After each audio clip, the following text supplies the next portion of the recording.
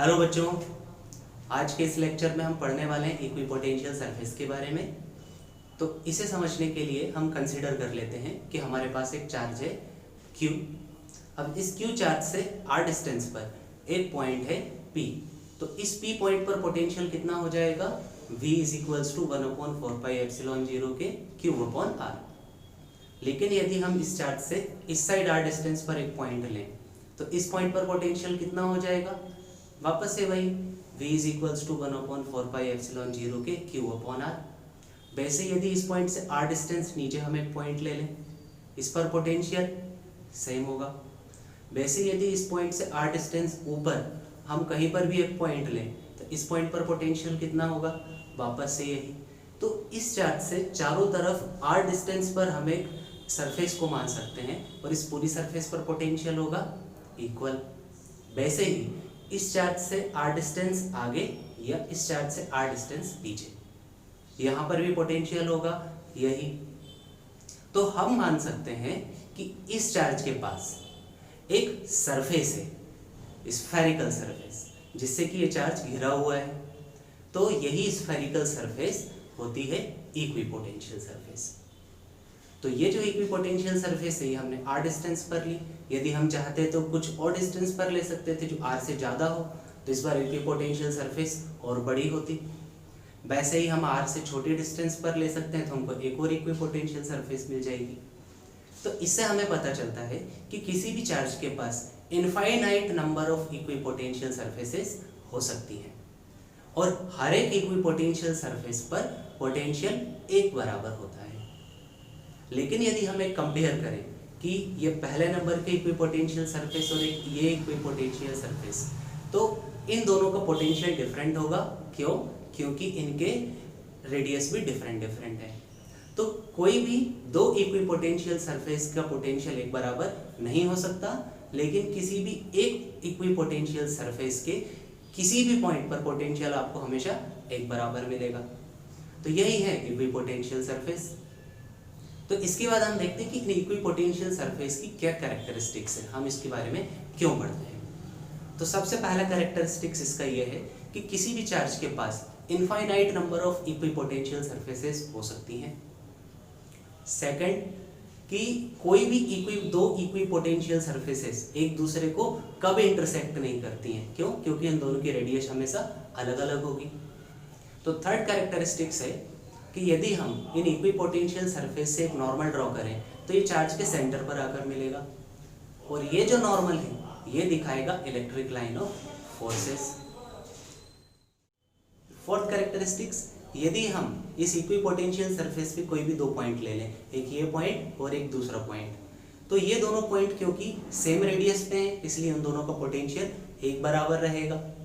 इसीलिए हमने इस पॉइंट से इस पॉइंट तक किसी भी चार्ज को ले जाने में कोई वर्क नहीं करना पड़ेगा, क्योंकि इन दोनों पॉइंट्स पर फोर्सेस तो इक्वल है। फिर नेक्स्ट कैरेक्टरिस्टिक्स, कि यदि हम किसी आउटर इक्विपोटेंशियल सरफेस से इनर इक्विपोटेंशियल सरफेस की तरफ आते हैं तो उसका पोटेंशियल बढ़ जाता है। तो ये कुछ बेसिक कैरेक्टरिस्टिक्स हैं इक्विपोटेंशियल सरफेस की। आई होप कि आपको समझ में आई हो। फिर इसके बाद हम देखते हैं कि यदि किसी भी इलेक्ट्रिक फील्ड में किसी चार्ज को रखा जाता है तो वो कितनी वेलोसिटी से आगे या पीछे की तरफ बढ़ेगा, ये हमें फाइंड करना है। तो बच्चों, अब हम देखते हैं हमारा next topic, motion of a charge particle in uniform electric field. तो मैं मान लेता हूँ कि हमारे पास एक यूनिफॉर्म इलेक्ट्रिक फील्ड है कैपिटल E और हमारे पास एक पॉजिटिव टेस्ट चार्ज है Q0 जिसका मास है स्मॉल m। अब हम इस चार्ज को उठाकर इलेक्ट्रिक फील्ड के किसी पॉइंट तक ले आते हैं। तो क्या होगा? जब तक हमने इस चार्ज पार्टिकल को पकड़ कर रखा है ये यहीं पर रहेगा, लेकिन हम जैसे ही इसे छोड़ेंगे ये इलेक्ट्रिक फील्ड के बाहर चला जाएगा। तो ये इलेक्ट्रिक फील्ड के बाहर किस वेलोसिटी से जाएगा हमें वही फाइंड करना है। तो हम मान लेते हैं कि जब इस चार्ज को इस पॉइंट से इस पॉइंट पर लाए थे तो इसके अंदर पोटेंशियल स्टोर हुआ है कैपिटल V और ये जो डिस्प्लेसमेंट हुआ है ये है x। तो यदि ये इस पॉइंट पर रखा हुआ है तो इसके ऊपर दो फोर्स एक्ट कर रहे हैं।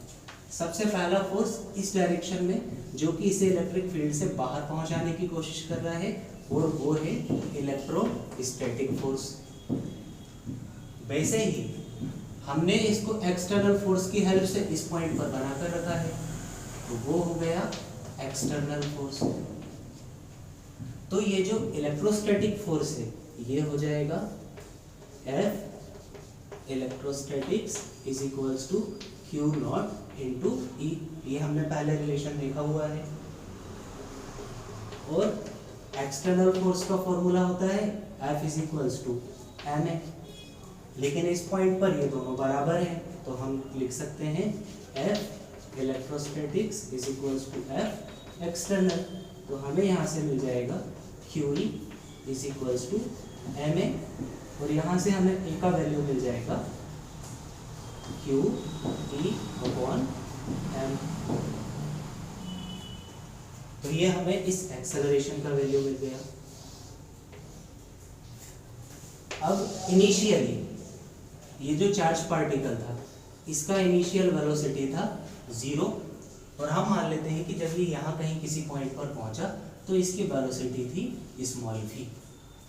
तो हम थर्ड इक्वेशन ऑफ मोशन का यूज करते हैं।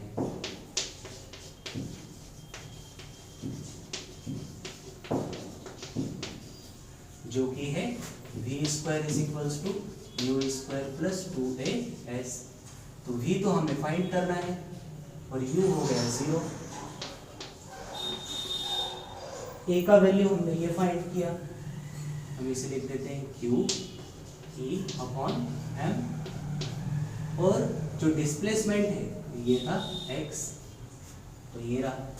तो हमें यहाँ से वैल्यू मिल जाएगा v square is equals to 2QE x upon m। तो v का वैल्यू यहाँ से हो जाएगा 2Q naught E into x upon m। लेकिन हमने इलेक्ट्रोस्टैटिक पोटेंशियल और इंटेंसिटी ऑफ इलेक्ट्रिक फील्ड के बीच में एक रिलेशन निकाला था, जो था E is equals to minus dv upon dx। तो इसे हम अभी लिख लेते हैं E is equals to v upon x। तो ये वैल्यू हम इसमें पुट कर देते हैं, तो हमें मिल जाएगा v is equals to 2Q naught E into E का वैल्यू हम पुट कर देते हैं v upon x into x, और ये m। तो x से x ये कैंसिल हो गया, तो हमें मिल जाएगा velocity is equals to under root 2Q naught v upon m। तो ये इस चार्ज पार्टिकल की वेलोसिटी हो जाएगी। अब इसके बाद हम चाहें तो इसकी काइनेटिक एनर्जी फाइंड कर सकते हैं। तो काइनेटिक एनर्जी होती है हाफ mv स्क्वायर। तो इसका वैल्यू पुट कर देते हैं हम, तो हमें मिल जाएगा k is equals to 1/2 m and small v का value under root 2Q naught v upon m और इसका स्क्वायर। तो ये अंडर रूट से अंडर रूट कैंसिल, तो हमें मिल जाएगा काइनेटिक एनर्जी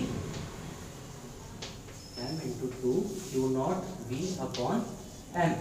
तो 2 से 2 एंड m से m कैंसिल, तो हमें मिल जाएगा kinetic energy is equal to Q naught into v, और इसकी यूनिट हो जाएगी जूल। तो इसी काइनेटिक एनर्जी की हेल्प से हम 1 इलेक्ट्रोवोल्ट एनर्जी को फाइंड करेंगे। तो अभी इसे नोट कर लीजिए।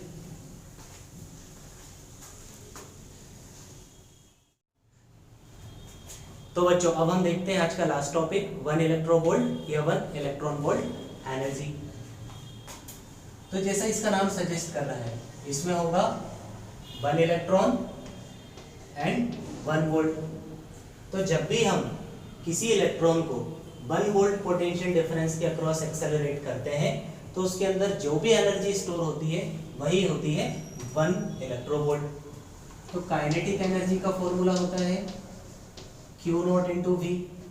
और यहाँ पर हमने ले लिया है Q naught is equals to 1 electron, जिसके ऊपर चार्ज होता है 1.6 इंटू 10⁻⁻19 कूलम, और पोटेंशियल हमने ले लिया है 1 वोल्ट। तो इस कंडीशन में जो भी काइनेटिक एनर्जी होगी वो हो जाएगी 1 इलेक्ट्रोवोल्ट। तो ये वैल्यू इसमें पुट कर देते हैं, तो हमें मिलेगा 1 इलेक्ट्रोवोल्ट इज इक्वल्स टू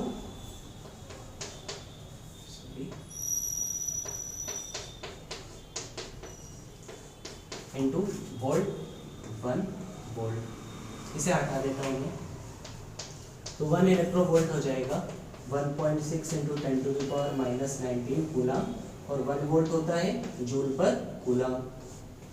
तो 1 इलेक्ट्रोवोल्ट हो जाएगा 1.6 इंटू 10⁻⁻19 जूल। तो ये 1 इलेक्ट्रोवोल्ट की एक न्यूमेरिकल वैल्यू है।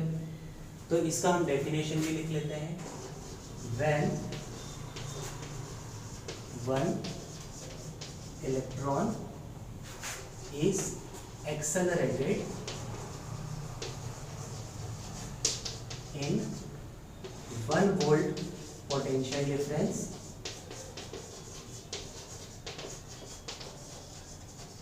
then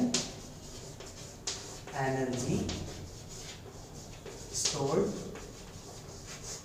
in charged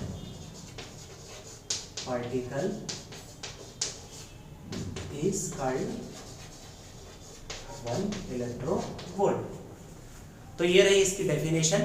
आज के टॉपिक में केवल इतना ही। Thank you.